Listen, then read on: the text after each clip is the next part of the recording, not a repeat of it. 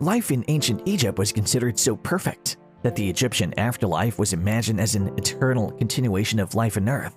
Slaves in Egypt were either criminal who could not pay their debts or captives from foreign military campaigns. These people were considered to have forfeited their freedoms either by their individual choices or by military conquest, and were forced to endure a quality of existence far below that of free Egyptians. The ancient Egyptians did not have a word for slave.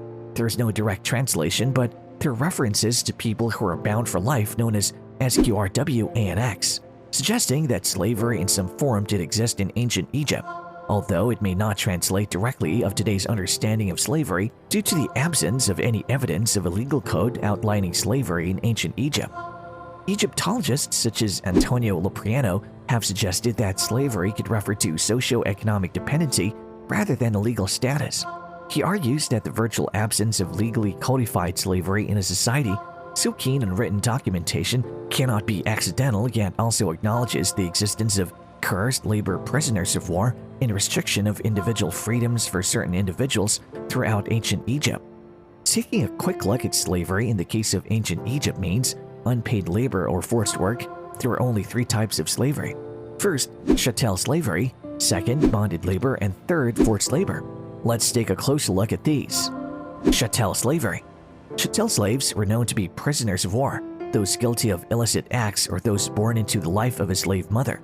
As far back as the reign of Sneferu in the Old Kingdom period of ancient Egypt 2600 to 2200 BC, we have documented evidence of excursions to capture Libyan and Nubian civilians and force them into slavery as prisoners of war. These chattel slaves were seen as royal resources controlled by the pharaoh, who could either resettle them by moving them to labor colonies, give them to temples, or give them as rewards to individuals that might help earn political favor. This practice continued into the Middle Kingdom, where Asiatic slavery only increased in popularity, although if not from Libya or Nubia, these individuals could have been released from bondage after a period of servitude. Bonded labor. Self-sale into slavery was also something that happened in ancient Egypt. This usually occurred if someone found themselves in too much debt to shift, and as a last act of desperation, they would sell themselves and their children into slavery to wipe their debt. Women were frequent victims of this type of slavery. Shakti slaves.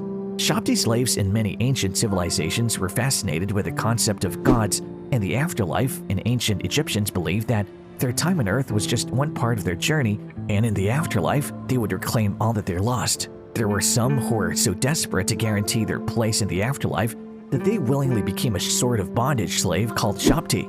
Since historians are unclear about where the Shakti came from and have had slightly more choice and freedom than a regular bonded slave, so they're categorized as bonded labor. Forced labor.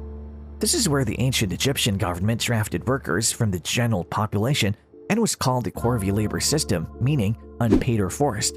This could be anything from military expeditions to get more chattel slaves mining-like projects, anything the state deemed it required help on.